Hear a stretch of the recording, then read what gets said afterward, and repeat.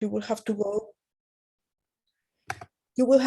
to the bottom of your screen, and you are going to click on the world that says interpretation underneath, and you are going to be choosing your the language that you would like to listen to this talk today in. If you are using a smartphone, please look for the 3 red dots on your screen. Click there and you are going to be accessing interpretation, and then you will choose the language. Buenas tardes, buenas noches a todos. Good afternoon, everybody. Welcome. Today, we're going to have access to this conference in 2 languages simultaneously, English and Spanish. If you are seeing this in a computer, go to the bottom of the computer and click on the globe and find interpretation, whether in Spanish or in English. Choose your language. If you are working today using a cell phone, a smartphone, look for the 3 dots in the screen, click in there, and then you're going to have access to interpretation. Please choose your language. Thank you so much.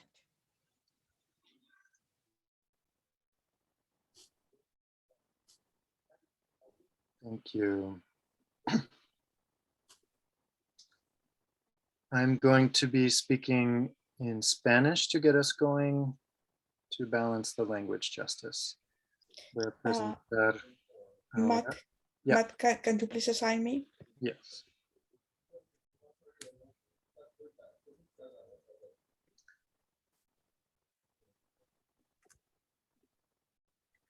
Okay.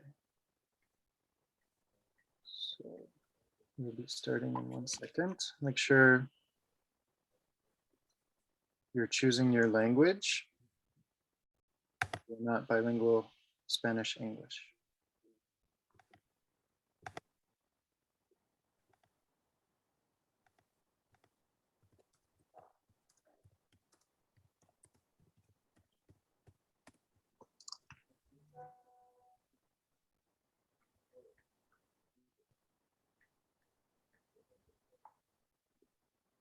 Okay, welcome everyone. Bienvenidos. Y hoy vamos a hablar del tópico de... Today we're going to have a Today topic we are of going succession leadership. to be talking about the leadership succession. Is something that takes place in all these places where democratic labor occurs. There has been several ideas, several protocols, several ways to do this, and this session is a part. This session today is a part of a series of seminars or thoughts about democracy in the workplace. This is the agenda today. We already talked about language justice, and we are going to be doing the introductions. We are going to be presenting about our cooperative clinic.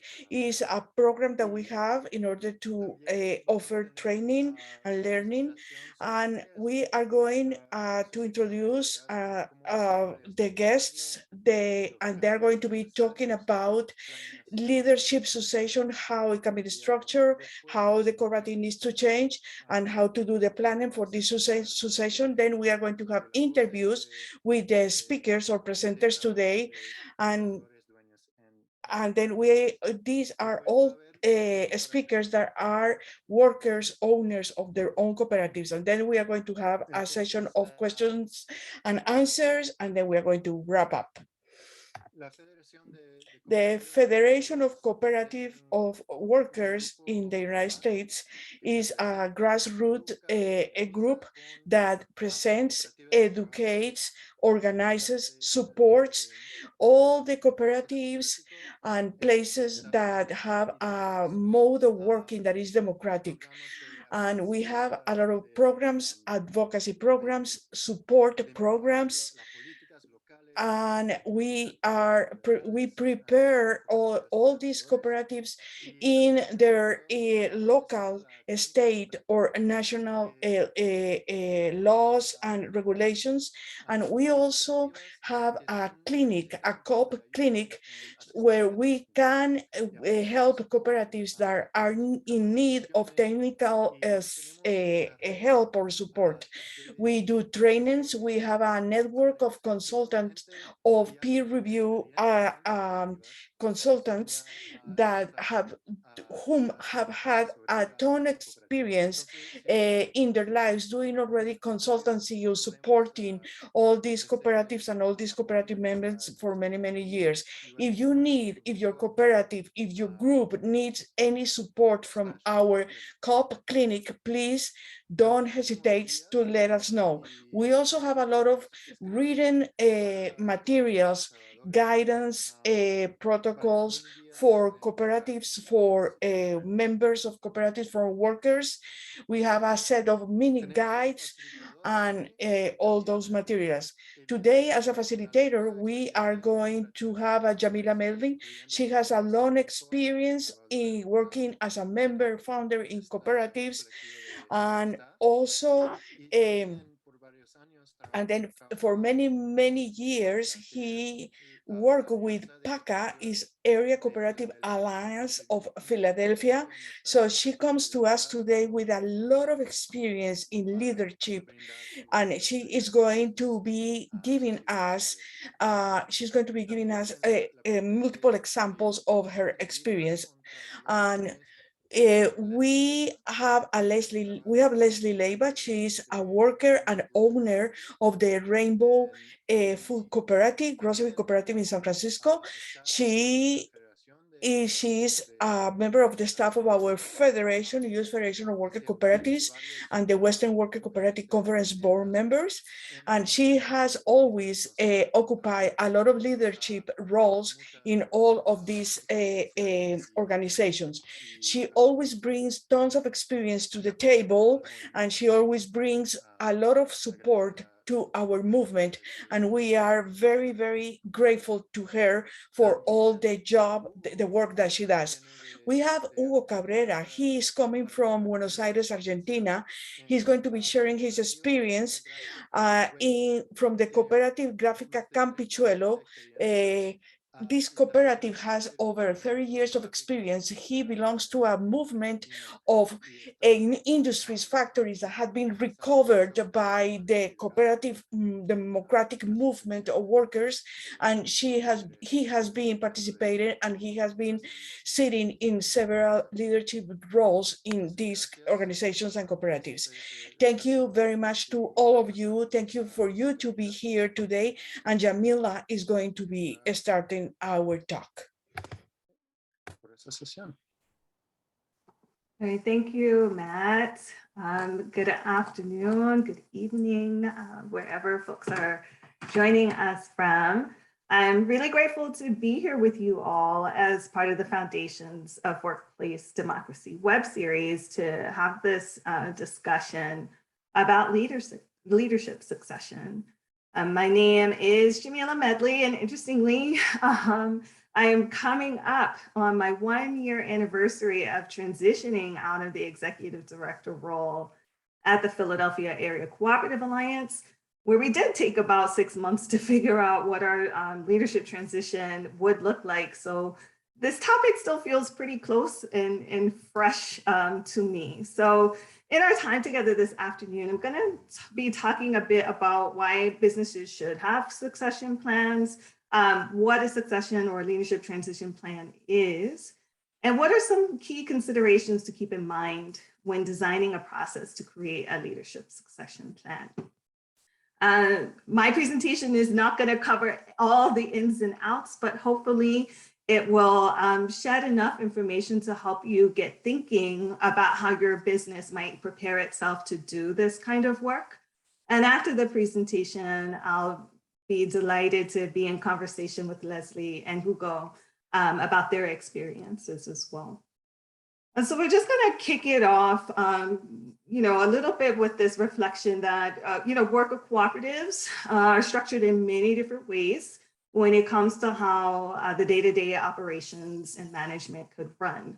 So this can range from businesses that run things collectively, where you'll see that worker owners are the directors, they are managing, they are sharing leadership in a variety of ways, and wearing multiple hats as individual members and coming together collectively to make many different kinds of decisions in a flatter kind of management structure.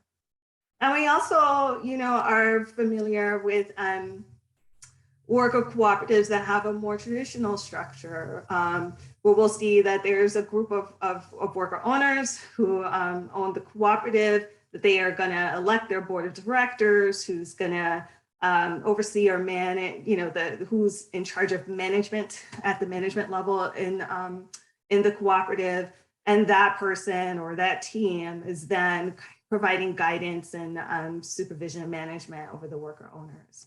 But regardless of the kind of structure you have for your co-op, all businesses, including worker co-ops, can anticipate change. In many of our businesses, we become really comfortable with our coworkers and the way that things are. We grow accustomed to the leadership that we have, as well as to the folks who are on the front lines. But as our co-ops grow, we also find that the skills needed to run the business can sometimes become more specialized, and we bring folks in with management and leaderships experience or other kinds of specialized skills to support a level of business performance in line with a more sophisticated operation. And some of us in our cooperatives were promoting internally, promoting workers from within to fill vacant leadership positions.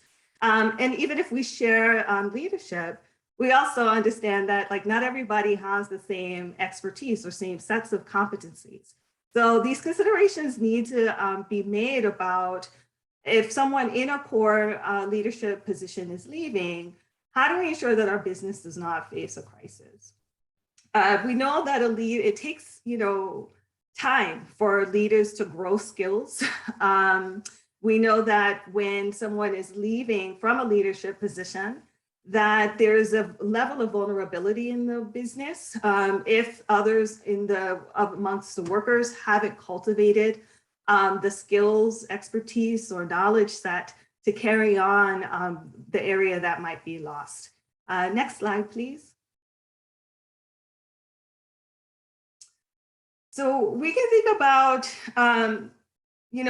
many different reasons for why people or your business might want to have a leadership succession plan. And many times it's really rooted in the idea that we're all human beings, and many of us decide to make change in our own lives, right? Emergencies can happen. You could have a health emergency or a dependent care circumstance where someone that has been in your organization and leading for a long time has to suddenly change trajectories and leave the co-op. Or for certain people who have been there for a long time, sometimes they want to retire, right? And people also just have different visions and dreams and hopes for their lives and might actually just want to do something different for themselves. It's also true that there are circumstances and conditions that might happen within our businesses where the person in a leadership role might not be the right person anymore, or there's a performance challenge. And so we need to consider what change needs to happen. And, the Society for Human Resource Management also offers that succession planning is important in order for organizations to adapt to demographic change and talent scarcity, thinking about retaining institutional knowledge. It's also a strategy to boost morale and retention among existing workers, in addition to being able to replace unique or highly specialized competencies. So these are just some of the conditions that make it necessary for all kinds of businesses, including worker co-ops, to develop leadership transition plans, which you hear me probably referring also to them as succession plans, but I mean the same thing. And it's best to have this kind of a plan in place rather than to wait for some unforeseen circumstance to force you into making potentially compromising decisions that might come up within a leadership transition. Next slide, please. So just to get us grounded a little bit in what we're talking about, succession planning is the process of identifying and preparing suitable employees through mentorship, training, job rotation, and organizational involvement to replace key players while supporting the continuation of organizational knowledge and culture. Sometimes, as we mentioned before, as older employees retire and leave the organization, or for other reasons why someone may be transitioning out. Successful succession plans give attention to critical skills required for key positions. They assess the workforce risk factors for succession, and they focus on strategies to address critical gaps in the workforce. It's an opportunity to invest in your current workforce so that they can deepen their sense of belonging, as they may also consider being promoted or moved into a different position that utilizes new skills and provide opportunity for growth. And so typically, we might think of the board of directors or manager working together to create a succession plan. And if the co-op has a human resources lead or a team that's kind of taking care of those kinds of needs for the workforce, they might be involved too in designing and holding the process.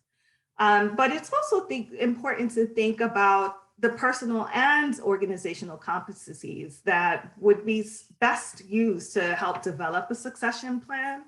And so these kinds of things might be having knowledge about job design concepts and adult learning experience to help to build more impactful and effective training and development initiatives. We'll talk more about that need as being like really important to this process.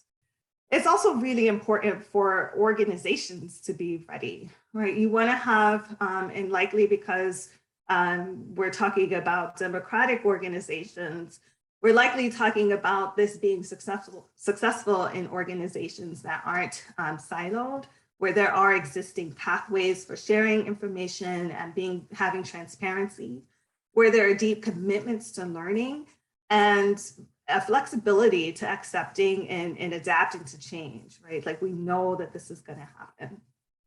And we shouldn't, wait until someone is planning to leave to start building out a leadership transition plan. It's a process, right? It's not going to take 2 weeks. It might take somewhere between 6 to 18 months, depending on the depth of involvement or the scale of the business. And importantly, it's a process about preparation. So it's about preparing your workforce and preparing your organization for potential leadership changes. It's not about pre-selecting individuals and assuming that certain people are going to be the ones to fill those leadership positions. It's a process to uncover a lot of things. Slide change, please. Great. And so thinking about this process, we can imagine it happening in different steps.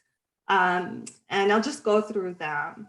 We can think about the need to identify needs and goals. So you need to know what positions, skills, and knowledge, if not already in the organization. If it's not in your organization, certain kinds of skills or knowledge, it's going to leave your organization potentially vulnerable to poor performance. So you're also considering the direction the business is headed in. You consider what are the goals that are in place that your workforce needs to fulfill. Who are the people in the co-op who are in those positions and who have those skills and knowledge already? And this step will help you identify the people and positions that need to be planned for as it relates to future transitions. And sometimes what needs to be secured resides in a particular individual who has numerous skill sets that would be valuable in different positions. But sometimes it's also about the positions themselves that provide training grounds for future roles. So when we're thinking about the positions, some things to consider are that they might be positions that are central to strategic goals or to the competitive advantage of the business. You can think about positions that have learning curves. So positions that might be suitable to have an assistant to a senior leader who can come in and really be guided by that senior person and consider maybe transitioning into that role later. It's also positions where there's experiential learning, people who are, chefs or other kinds of professional roles where the experience, the repetition, the doing it over and over again helps you become a master of your trade and what it is that you're doing. And the opportunity to train others alongside you to grow into that leadership as well. And so it's also really important, finally, in this step, to think about what kinds of challenges or opportunities your business might be confronting within the next 1 to 5 years. What's coming that your workforce might not be prepared for now? In the second phase, we're thinking about documenting what we've just learned about ourselves in this business, right? We've uncovered that we have all of these skills. These are important roles and positions and who knows what. And we need to make sure that we have those findings accessible so that it can be a guide that helps us figure out promotion tracks, what kind of lateral movements might be available in the organization, what kinds of training opportunities we might want to provide in our worker co-ops. The next step is about assessing who's already there. So now that you know what is needed, you also want to look at your internal workforce. Are there folks in the queue who are already working there who could potentially fulfill any of the critical leadership roles? You might want to also be thinking about what's keeping someone from being ready. You also want to be thinking critically about your business and what it's not providing that could be supporting workers in being able to fill in some of those gaps. And when we think about transitioning itself, after identifying the gaps and who might be available, we need some kind of a process to develop and prepare folks to take on new roles. So there's this need to also capture the knowledge and the skills, and the information that individuals possess, the leaders that might be transitioning out. How are you going to make sure that you understand what they know so that it can be passed on to others? And that takes us to where the bulk of the work is ongoing and where the processes are in-depthly created to be extended and I think integrated really into how your business functions, so that you're thinking about succession planning not necessarily as a one and done deal, but as something that is continuous in terms of how you're developing your workforce. So you're going to think about starting to train, coach, or otherwise prepare internal candidates for the role they might take over as a result of a leadership transition. So what do they need to know? How are you going to transfer the institutional knowledge? What new responsibilities might they be given to grow critical skills they'll need to eventually succeed in the new role? With enough time and the training and development can happen without while allowing someone to transition confidently into that new role so that they're not rushed to have to take over. And it could also help someone leaving feel really, really reassured that the business and their contribution is being left in good hands because the business has prepared for this. I think it's also critical to remember that succession planning is ultimately in place to support your overall business vision, mission, and goals. As business change, growth, or unplanned vacancies happen, it's important to be guided by these core elements, your vision, your mission, your goals, about who is working in your business.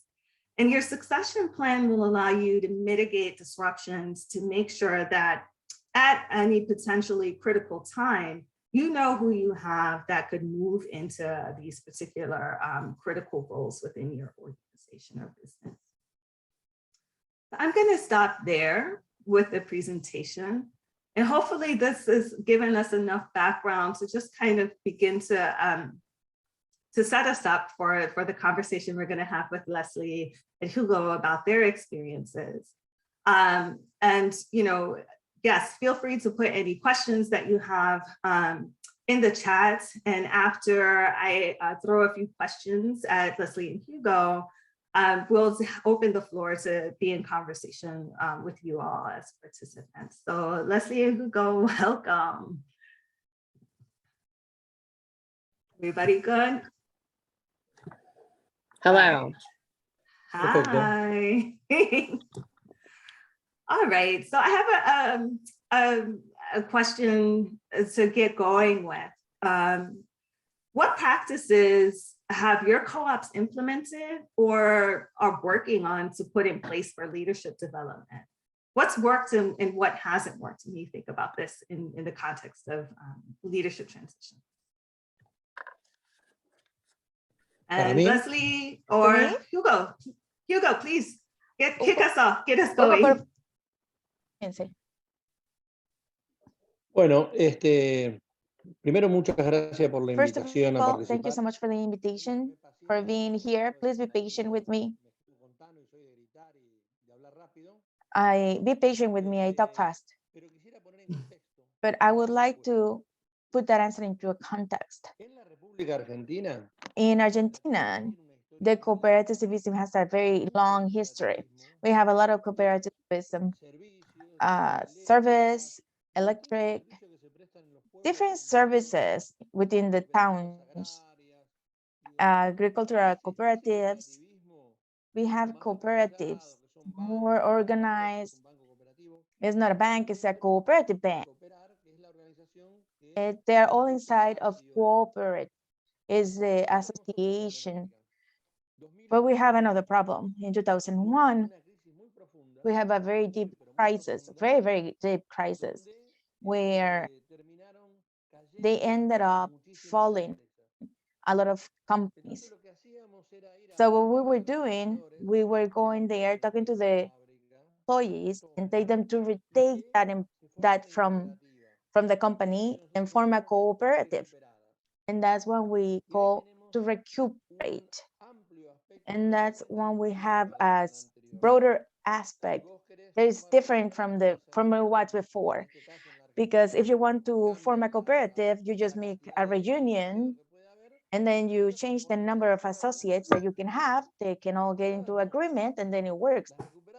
But not with the ones that you recuperate, because those are like a diversion, an exit diversion from all of those employees that were losing their employment and maybe losing their house. And the owners, when they were leaving the factory, when they were breaking the factories, they were all broken, they were all, and the employees were in charge of it. And in general, it was intentionally. And it was coming from a long time when they have no investments into technology, which they were leaving them weakness. They were leaving them with a debt, and the administration, they were taking the administration with them because it was mainly family members. So they have a bigger job to do. So when I was listening to the presentation of the federation, our federations are a little bit distinct. We have work cooperative, and we were trying to give them assistance to this part of the problematic that they were having. Today, that's not so much of an issue, but in 2001, 2002, 2003, it wasn't that easy. It wasn't easy to take a catalog from your work to a private entity and accept it as a cooperative. Right now, it's been modified. It can work. Nowadays, they work more with the cooperatives. Now, going back to the leadership question, I'm going to go back to the place where I work right now, which is the Campichuelo Cooperative.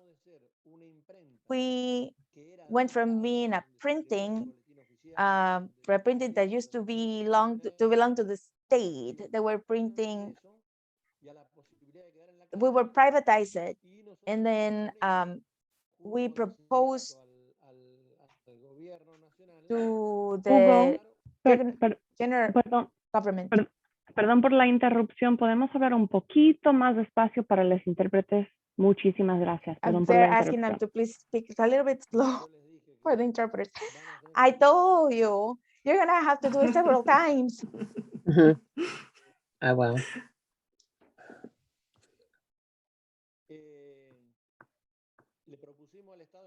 So we proposed a national state to form a cooperative. We signed an agreement with the state where they were giving me the physical state, and then we started developing our work. We were able to make an agreement with the Automotor Chamber of Commerce. The automotors in Argentina are they have a lot of registrations. They have a lot of paperwork with watermark, with a lot of security. So we started working on that. Now, in that age, 30 years ago, what the law was requiring, it was 9 members of the members in between members and substitutes. And the president, the secretary, and the treasury were the only ones allowed to represent the cooperative in the outside. The rest of us were just working in the shop, but at least once a month, we will have a meeting, a board meeting, 9 members plus the 2 representatives to discuss the problems, financial problems, technical problems, what we were doing, what was happening.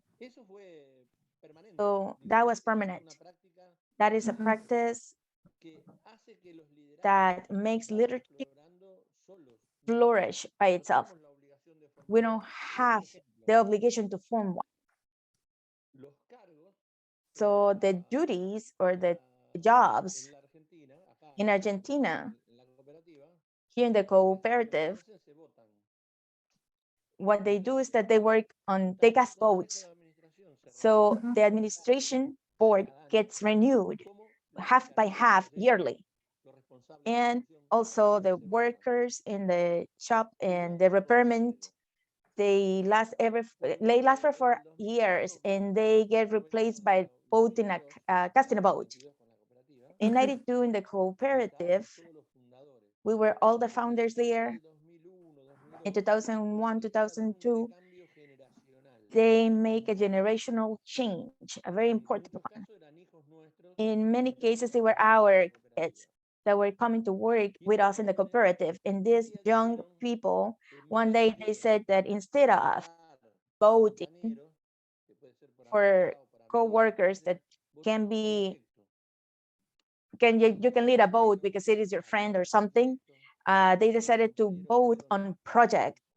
So they came together, they formed different projects, and then they voted on those projects based on which projects were going to be more flourishing for the cooperative.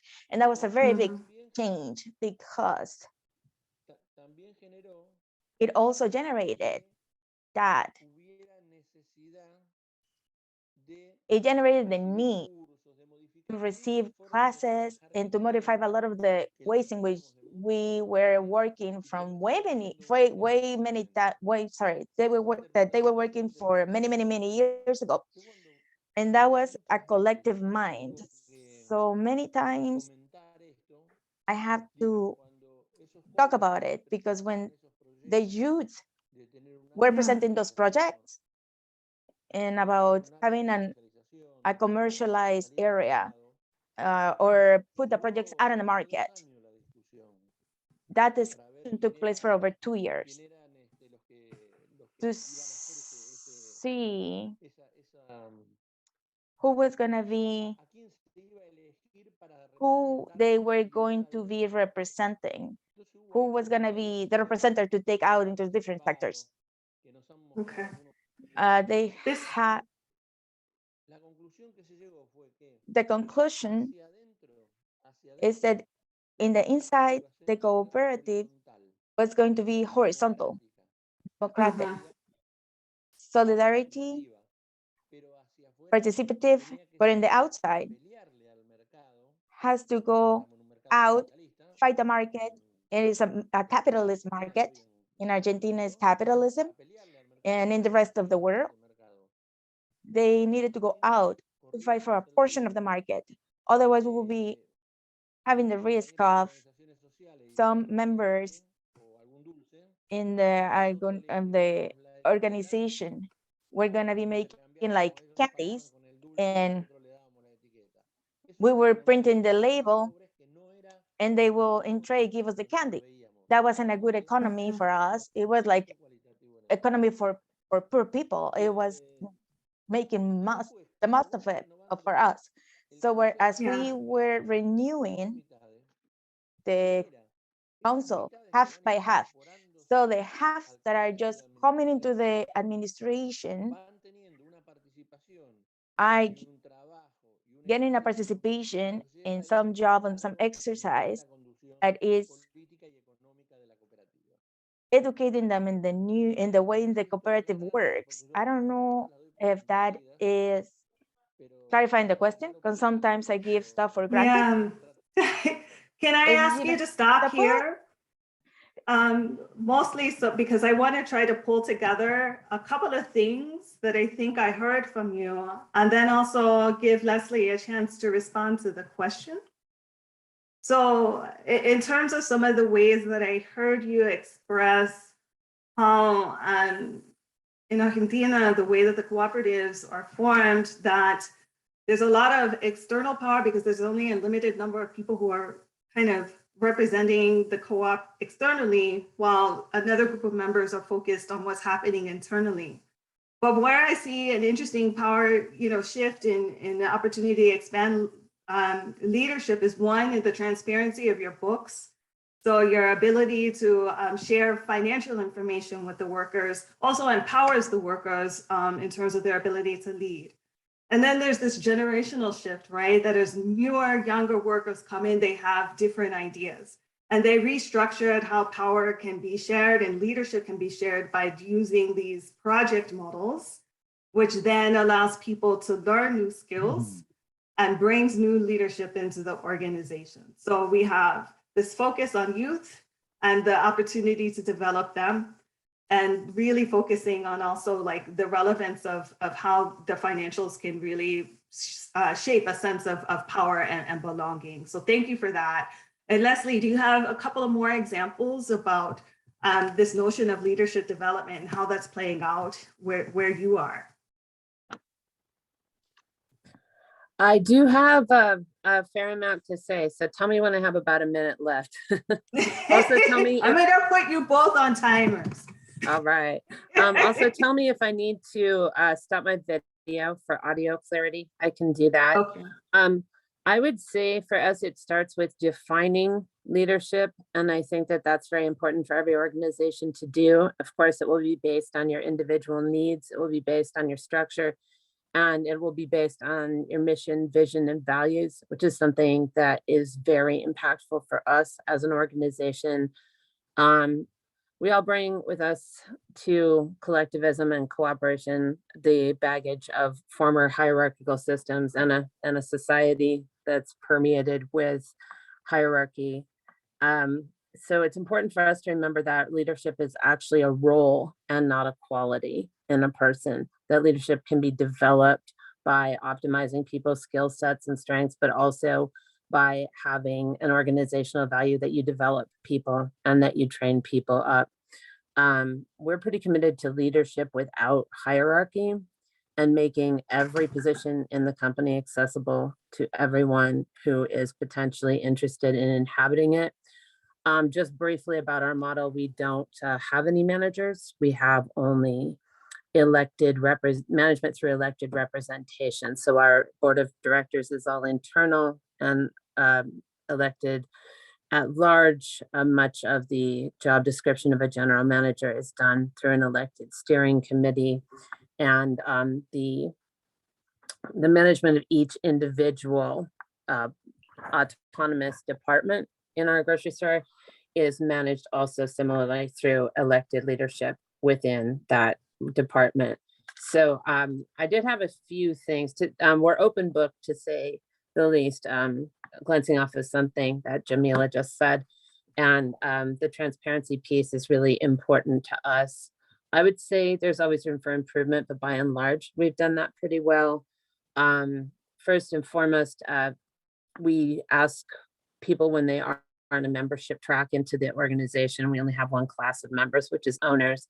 To become an owner, you need to attend a variety of orientations that talk about all of our different processes and how to optimize your potential to interact with them, whether that is our open book finances, whether that is the way that we hold our meetings in the most effective way we've been able to develop, the way that we have just sort of like walking people through all of the aspects. We don't necessarily hire for sectoral experience. We don't hire anyone into the organization without offering individuals in the organization the chance to inhabit that role first. And if no one's interested, then we'll hire someone in.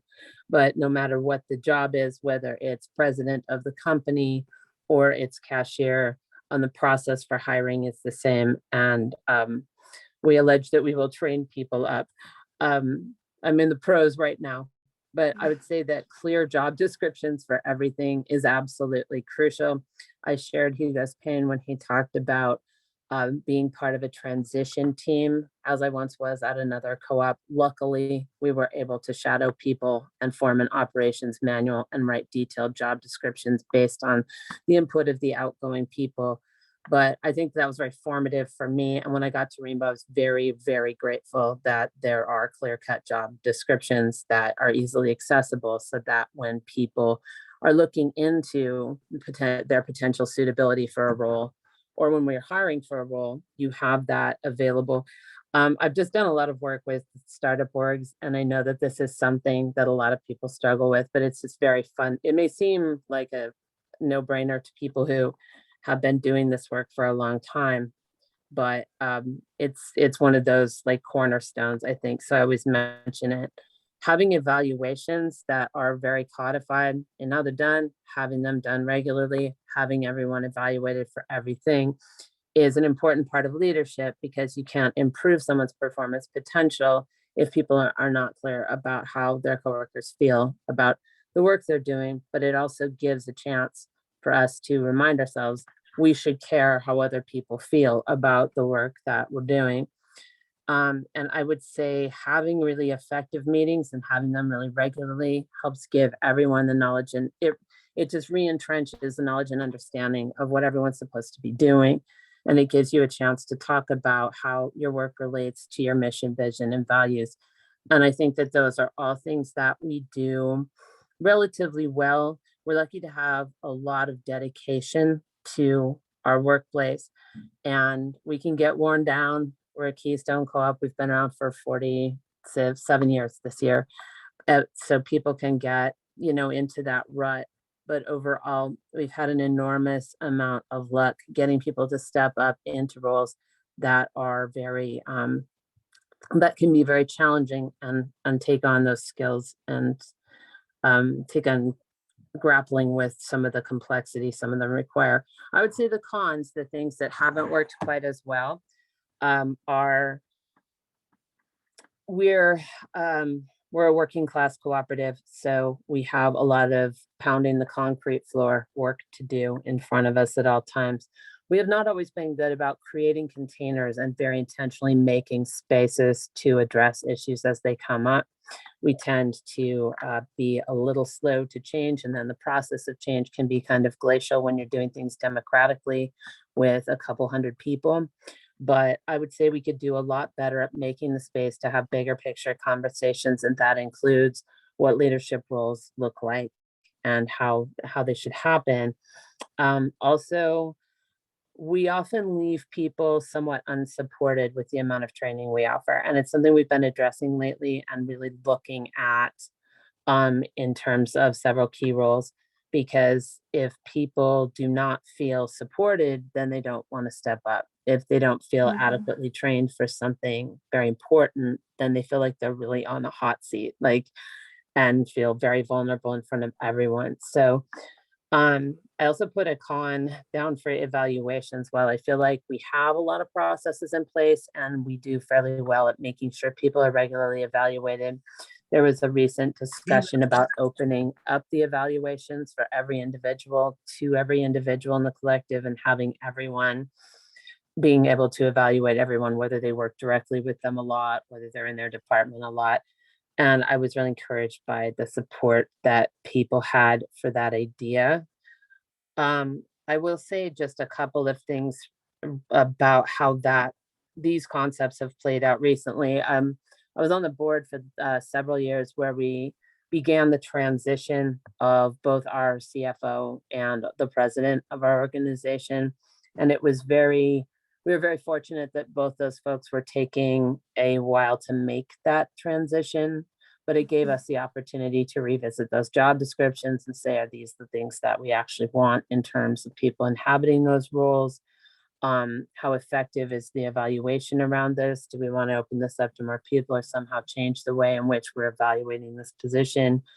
What are the performance challenges that people are facing when they're in these roles, and being able to bring them in and talk to them about it, and also post for candidates for quite some time, and to take a good long time interviewing candidates and assessing, skills and seeing what people would feel like they needed to learn if they were to inhabit the role.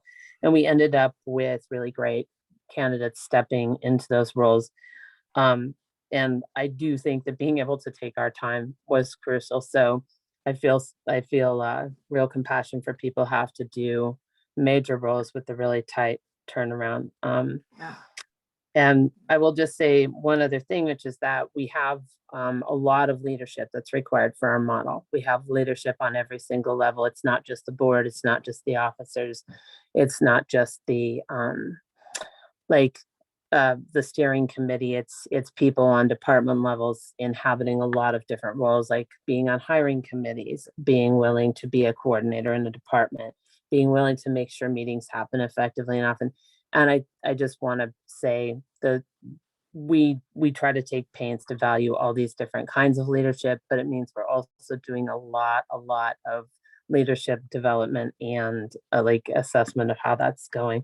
And there are a lot of transitions because of things are elected. So yeah, I think that's all I have to say to that question. Yeah, thank you. I think it's Rainbow provides a really good example of how, I think as it was ending, to talk about embedding the practices as opposed to just waiting for some moment to come where it's somebody's about to leave.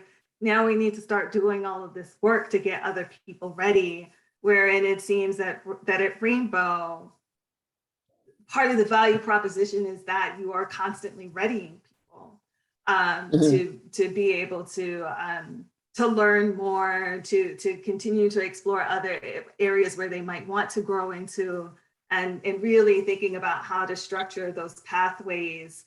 And after being around for nearly 50 years, it's probably a little bit more organic than it might be for a startup that hasn't yet embedded a lot of that. Yeah. One thing I'll say to that real quick is we could do a lot better at creating frameworks for participation and not having people wonder what their experience of that is going to be like.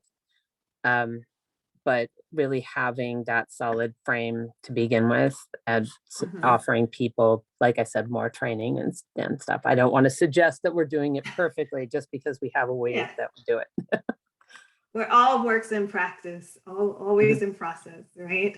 So moving on, maybe to another question, and thinking about, I know I kind of went through this in my own transition in leadership with working, not in a cooperative, but my role at PACA, because I was there kind of at the beginning as it was being founded. And I've served as a steering committee initially, and moved into the board, and then became the executive director.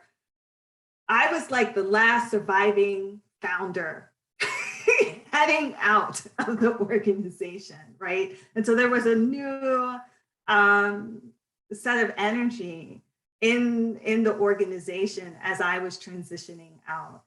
And I know a lot of organizations, you know, co-ops included, can sometimes have challenges with dealing with, you know, founder syndrome, right? When people just don't want to move on, or they struggle to move on, or to adapt to the changes that are needed in the cooperative as things shift in the environment. Could either of you speak to any of those kinds of hiccups or opportunities that kind of emerged from needing to go through grappling with founder syndrome, so to speak? Hugo, I see you're off mute, so tell us.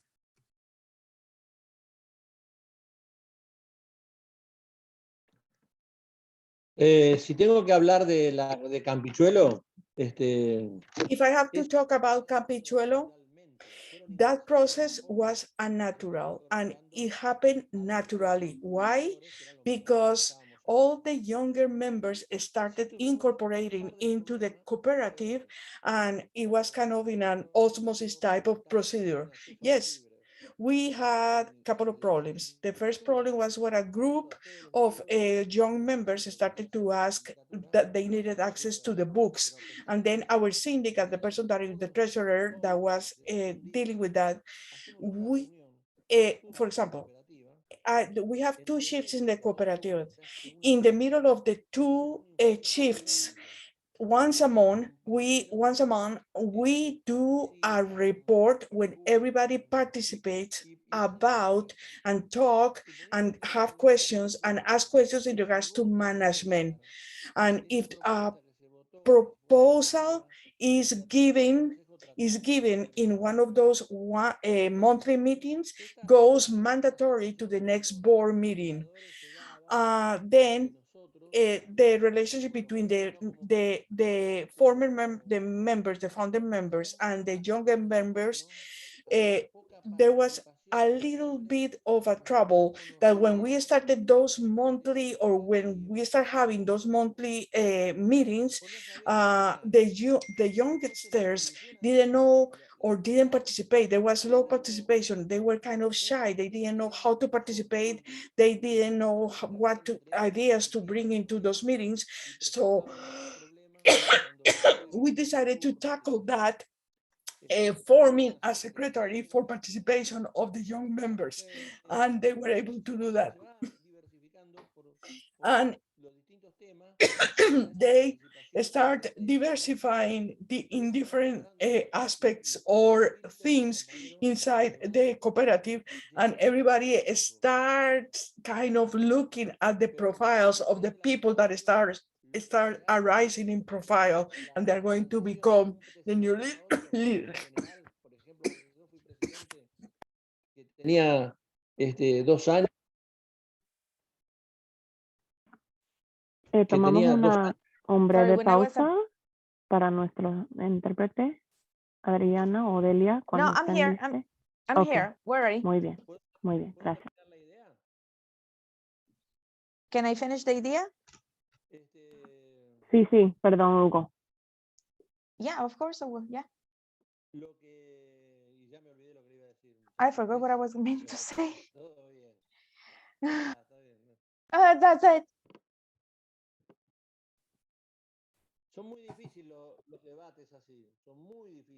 It's very difficult to make a debate like this because I'm not able to demonstrate what it is.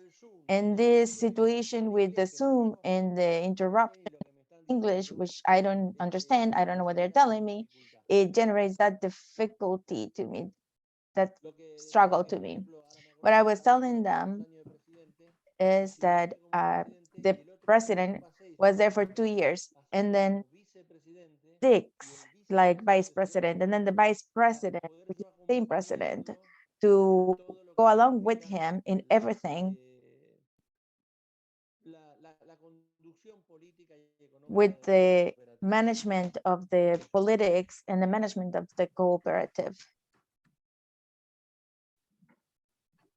Okay, thank you for that. So there's more of an emergent kind of process as the youth kind of moved up, it also sounds like the elders made room for them, I think, which doesn't necessarily mean that there's not challenges or tensions. Is that what you're saying? Hay mucha horizontabilidad. There's a lot of horizontality. Yeah, right. The one that makes the most is not the treasurer or the president, or the one who makes the most money is the one in charge of the production in the cooperative. And the difference between the retirement of one and another is symbolic. Okay. Yes. Yes. And so again, this way of being and these values being present, that in some ways keep those tensions from like the old guard and the new guard, which a lot of businesses can face, are kind of kept low because the values are already in place that support shared leadership. That's very good to hear. Leslie, what about you? Any experiences with founders syndrome, providing, or these changing of the guard, however we want to kind of call it, from new to old to new, this opening and expansiveness that becomes an opportunity, but sometimes can be a challenge? Well, we're in kind of a unique position because after 47 years, we actually only have one founder who still works regularly at the co-op. But I can say that there's long-term worker recalcitrance and resistance to change, which, you can easily bear witness to. I think that some of this blends in with the next question. I won't skip ahead too much, but I do think there's an overlap with this and the equity work, because I think that it comes down to who ends up in deeply entrenched positions and what do those people look like and sound like who are the people who take up the most space in society and in our collectives. As we know, we can not create a bubble. We can only create an intention and then work tirelessly to defend it.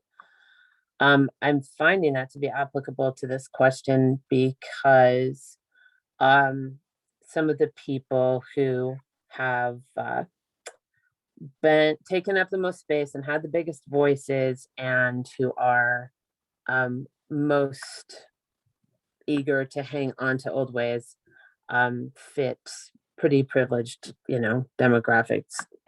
Not entirely, but I will say that we have to do a lot of reminding people that it is one member, one vote, and we do have to put time limits on people speaking. I don't think that those people get checked enough, just honestly. And I think that personality can easily come before principles if you allow it to. And I think that that's something where you have to keep coming back to the principles and keep coming back to your mission, vision, and values, and keep, centering your goals and objectives in a way that just tries to put the work ahead of people's individual proclivities and the ways that they might try to influence process. It also helps if there are lots and lots of codified ways in which people are not allowed to interfere with process. And I've suggested some of them, but I think it's something that a lot of groups struggle with, whether that person's a founder or not. I think that the same safeguards against anybody having undue influence are crucial to cultivate, whether that person was an original member of the co-op or not.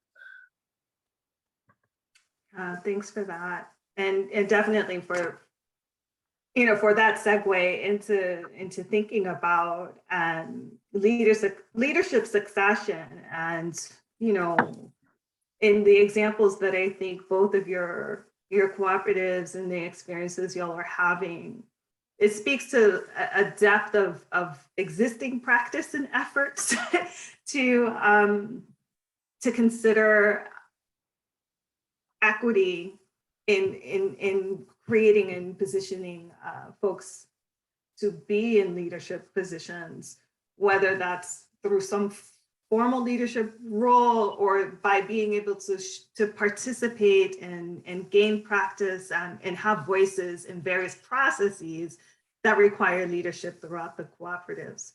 So in this kind of, last leading question about leadership succession and the intersection of the opportunity to deepen equity work, how do you create more intentional steps to building and keeping the team your co-op wants and needs?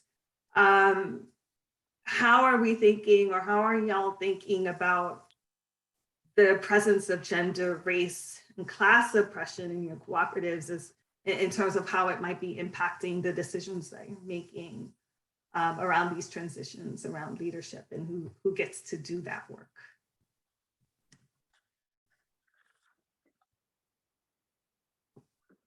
Leslie, do you want to start us off? I could. Yeah, I think that every transition is a new opportunity to examine how we're doing equity work.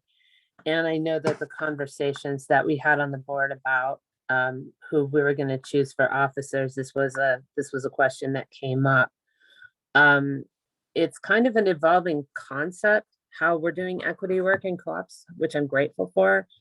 A lot of long-term folks are less aware maybe of how that's evolving than some of the younger, newer people, because our overall culture in our society is evolving that way. So I think that inviting everyone to the table gives some fresh engagement and an opportunity to talk about how we do what we do. I think that periodically you're revamping or recentering, finding ways to recenter your mission statement, or having things in your core values statement or some kind of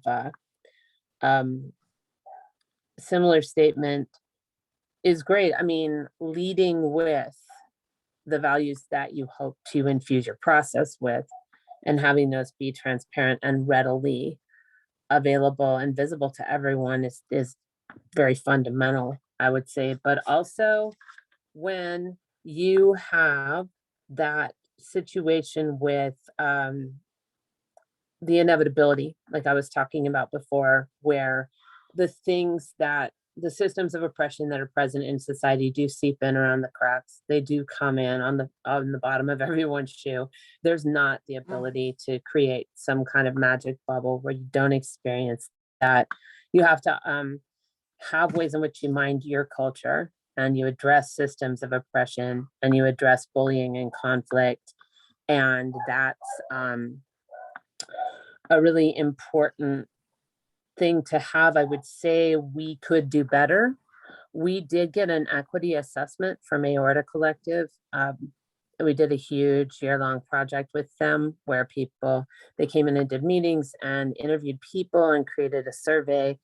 And we're working gradually. The pandemic was a big interruption to us being able to fully engage with that process, sadly, but we are still very intentionally beginning to work through their recommendations. And I personally would recommend them to anyone or a similar situation, because sometimes you need an outside assessment if you're having issues that you can't seem to plow through yourself.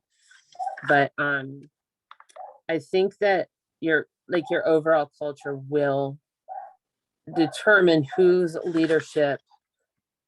I mean, you can take the gesture of extending leadership to everyone, but is everyone going to feel comfortable actually assuming that? Yeah. And how are you ensuring that people's leadership is truly being encouraged by the culture you've created, not just what you have on paper? Because we ultimately need everyone's leadership in order for us to have the thing that we really want to have, the kind of workplace and collective that is really important to us. Thank you. Did that answer the question? I think so. I mean, it's not an easy, I'm sure there are multiple answers to the question, right? And what you explored, I think, is definitely a part of it. And I know we have, I see the fast coming questions in the chat now. So that's exciting. Folks are thinking about following up with y'all about some of the things you have mentioned. Hugo, I wonder if you can maybe address this question from the chat, where someone said, I wonder what are the tactics or lessons that leadership and administration can share to support building skills among other members. I think you talked about financial literacy, especially, but how do you do that? What are the strategies that get in place to open that stuff up and provide more training?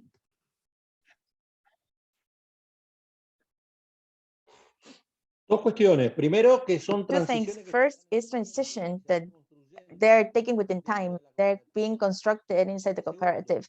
Second, when a coworker wants to do some type of trade or a technical career, some type of career, the cooperative pays for that. So we can incorporate that later on. And the third form is external consulting for some issues that we were not like completely organized. We were not able to organize by ourselves. Yeah. And maybe there's another answer about gender and race, about our inside laws and in our statuses, in our policies, we cannot have any differences in race, culture, ideology, nothing. And in respect to gender, in Argentina, we have a very big feminist movement that has been expanding in all, it has been expanding in several aspects. We have a secretary of gender, and they make meetings and they talk to co-workers when they have to deconstruct or reconstruct in a more reasonable way, because maybe they have a wrong culture within the organization. But that's what it is. I don't think I have something else. Thank you for that. Another question that comes up, and I'll invite either of you to respond to this based on your experience. Rosa and Lucha asking, what do you think can be done when it is mandatory to attend co-op meetings and trainings and people do not want to do it? And the membership may not have enough votes to act on, to enforce co-op norms. So both like this idea that you have to attend, it's mandatory that you do it, but then people don't want to, and then you get tripped up in being able to make decisions. What are some things that your co-ops do to address those challenges? Or have you experienced? Primero que hay un estado de pertenencia muy bajo. Beginning because what we think that phenomenon happens is because these individuals do not have an enough sense of belonging into the cooperative. So therefore they don't feel part. So you need to make that the member feel part of the cooperative. In our for example, when we have those meetings that are spontaneous and happen between shifts, we have even 50 people, and those conversations are absolutely unbelievable because everybody talks, everybody opens their mouth, everybody contributes. So my background is in graphics, in printing. Is a world that has changed immensely because of the digitalization of all computers, technology. So printing has changed a lot. So, for example, all those paper forms, books, magazines, all those things are going to tend to disappear, and everything is going to be digital. So now that is the challenge that these young members have to discover, to find what is the work niche that they are going to have to dip into, and how are they going to be able to do that for the cooperative. So I don't envy them. They are going to have a huge task in the future in our business, printing. Yeah. But then that should be done among everybody. All those questions or doubts of everything, all those are there, out there. They keep being there. So I remember when we used to plan meetings in order to plan meetings. No, people have all these questions, these issues. Us, our cooperative is very grateful and is very lucky in a way that we do not have a lot of competence in our business, and our business is very sophisticated, and we have a way of working and printing and doing graphics that is sophisticated. But then we depend on our largest contract. Our largest contract is the government with the official government forms. And we know that the government is going to come up with ways to digitalize that, and that is going to be the end of our business.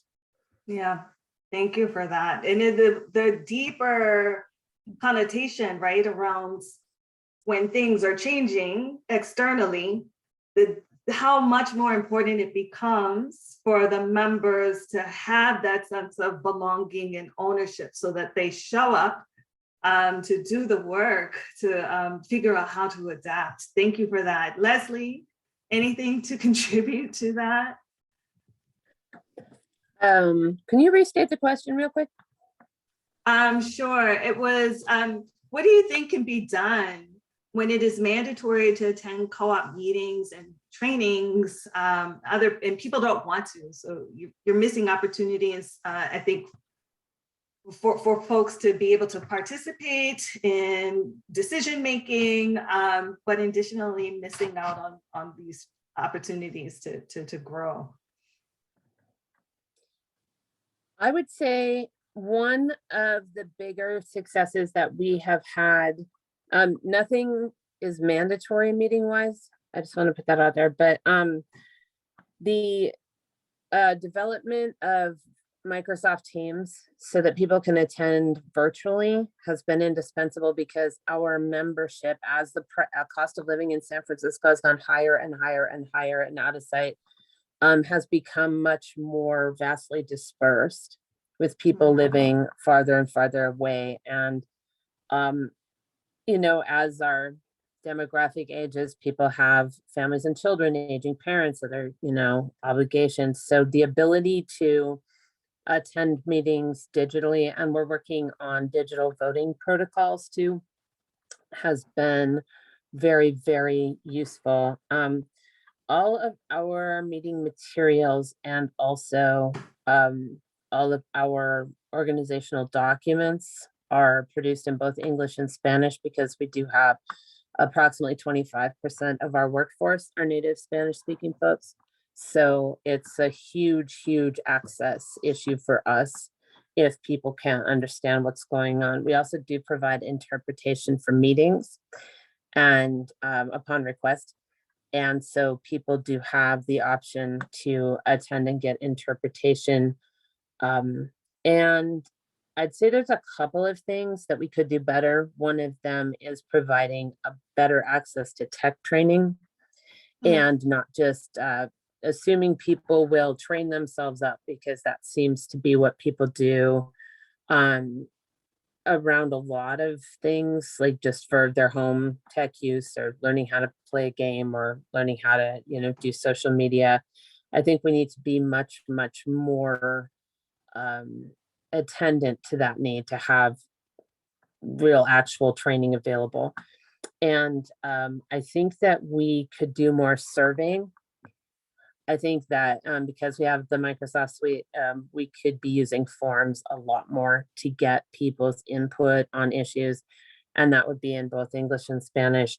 And that's just everyone will sit down and fill out a 5-minute survey who won't necessarily come to a 2-hour meeting, you know? And so I think that having that available to people more would produce really good results for us.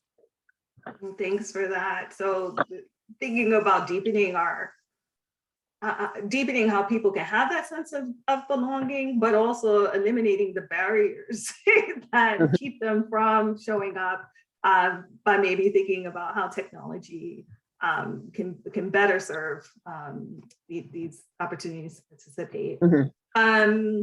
Another question, maybe just I'm trying to identify some of these questions that are tactical, and like, how do you do these things, and to give some of that advice out there.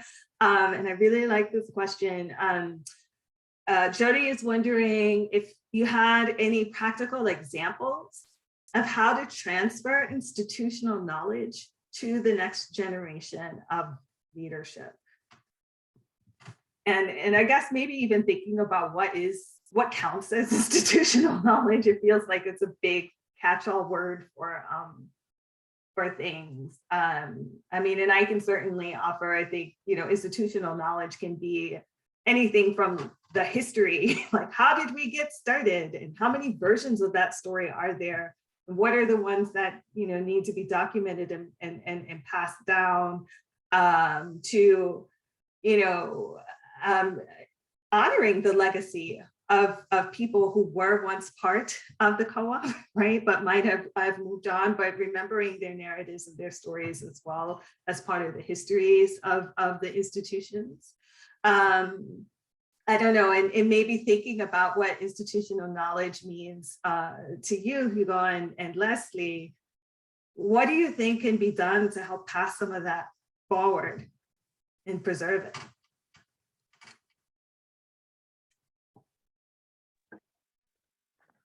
I can briefly say, I think that one of the things we do is we have really regular board, steering committee, and other committee minutes or meetings, and we do produce really detailed minutes weekly.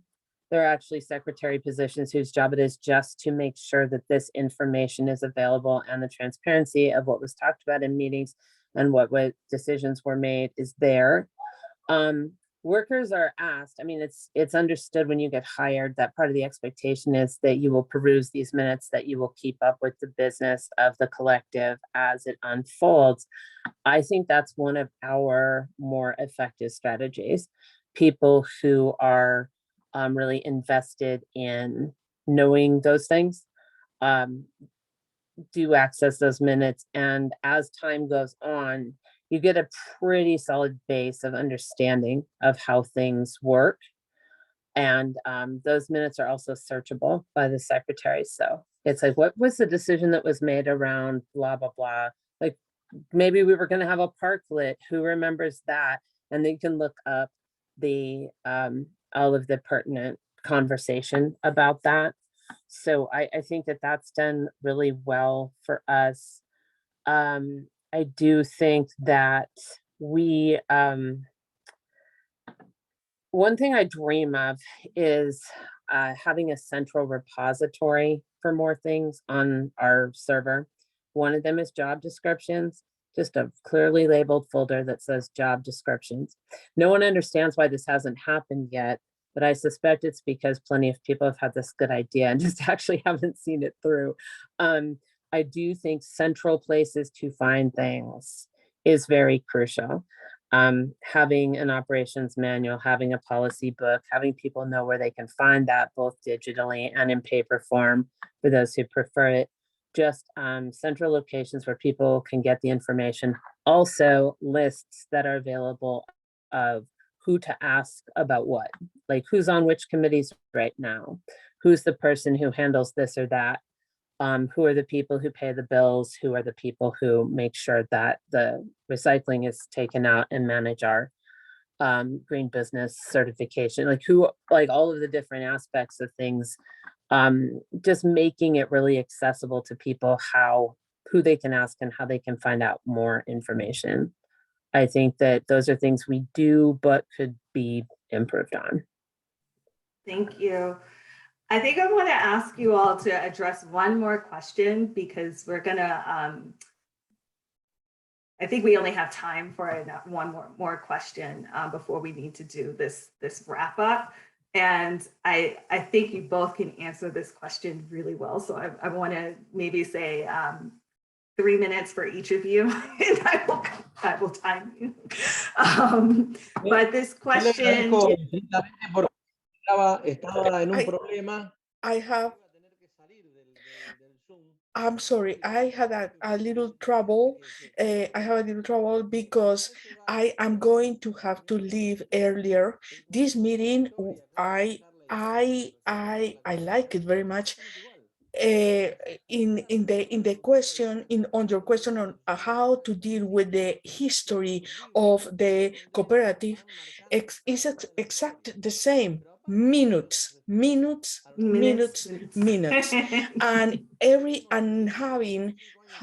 we printed in our silver anniversary 25 years, we printed a beautiful book in which we put all the history up to there: pictures, graphic history, documents, minutes, decisions, and that is there for everybody to see.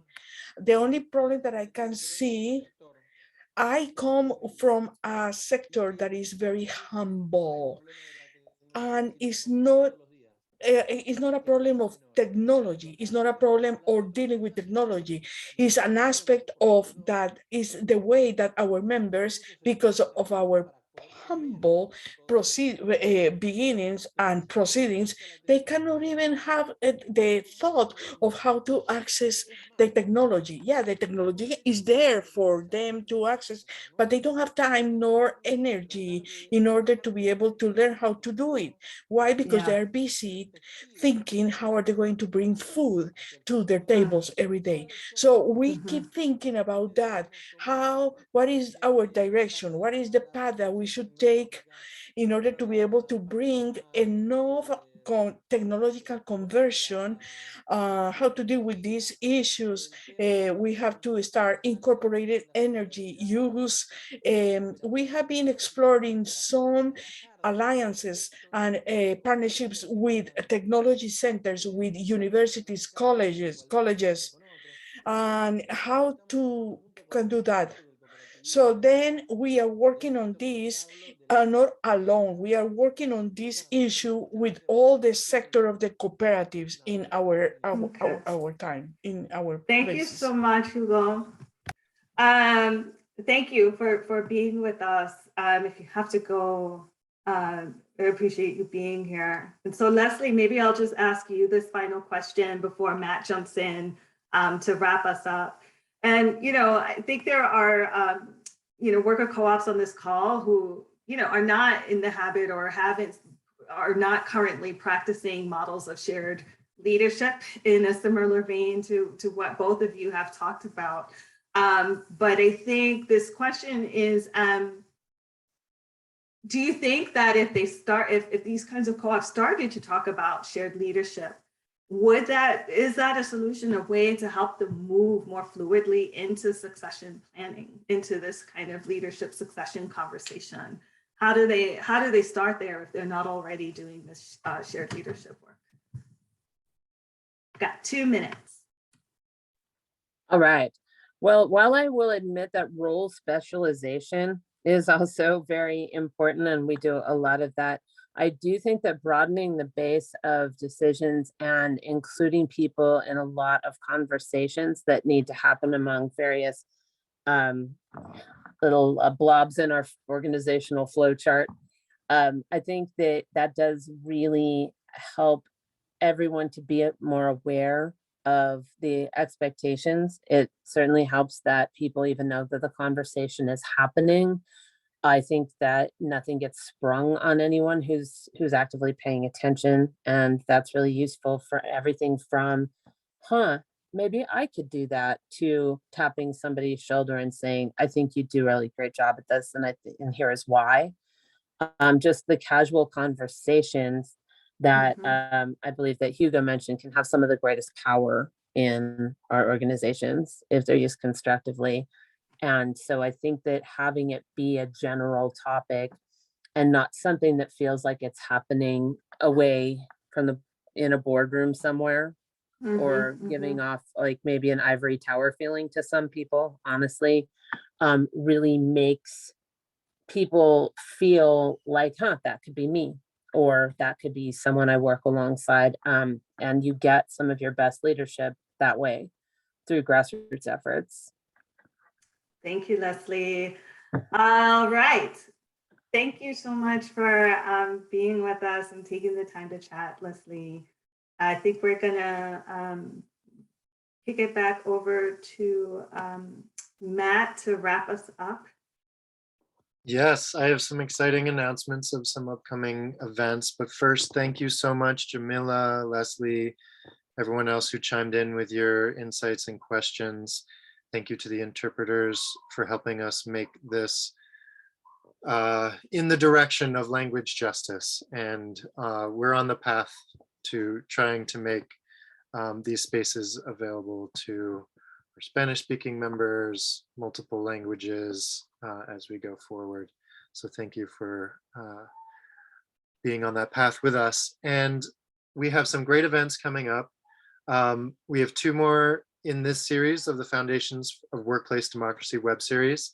One on financial literacy, June 1st, same time, and one on open bookkeeping, June 22nd. So please look out for those, spread the word. And if you're a member of the US Federation of Worker Co-ops, we have our membership meeting, our spring membership meeting, May 25th, Wednesday, 6:30 p.m. Eastern time. And if you're not a member, consider joining.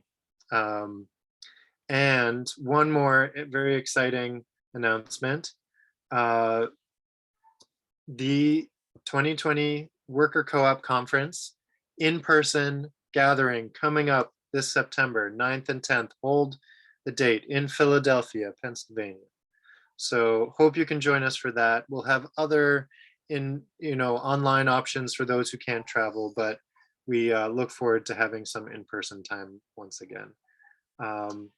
If you like this webinar, check out how to support us, become an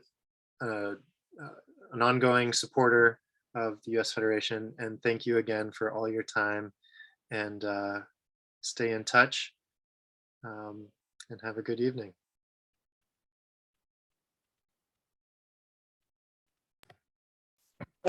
Gracias, intérpretes. Thanks.